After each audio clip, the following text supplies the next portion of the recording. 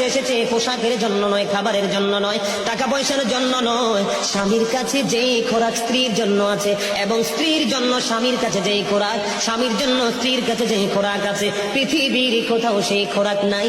এটা স্বামী স্ত্রীর জন্য অবর্ণনীয় এক নিয়ামত। স্বামী স্ত্রীর মধ্যে যে প্রেমের আবেগ ঘন মুহূর্ত তৈরি হয় রে 14 গ্রামের যুবক, আমার দাদা ভাই যারা বুড়ো হয়ে গেছে, এখনো দাদু দুনিয়ার বুকে বেঁচে আছে, এখনো যদি দাদু যদি এক থিলি পান তোমাকে মজা করে বানায়া দেয়, পান চিবাইতে তোমার ঠোঁটগুলো লাল হয়ে গেল, জিহ্বাটা লাল হয়ে গেল, আর দুজনের মধ্যে আবেগ ঘন মুহূর্ত তৈরি হলো।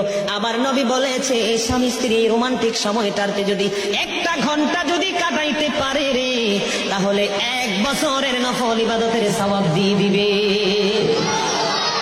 এরে যুবক, বউকে কষ্ট দিও না। স্বামী স্ত্রী যদি কিয়ামতের দিন কমপ্লেন করে, তুমি যত বড় মোল্লা সাহেব হাজী সাহেব হন, নসিবই জুটবে না। আমি আমার মা আমার বোনদেরকে বলতে চাই, কখনো স্বামীর কলিজায় আঘাত দিও না, কারণ স্বামীর কলিজায় আঘাত দিলে তোমার জীবনে জান্নাত জুটবে না। বন্ধুরে আমার, আমি আমার নবীর জীবন থেকে যদি আপনাদেরকে আরেকটা এক্সাম্পল দেই বন্ধু,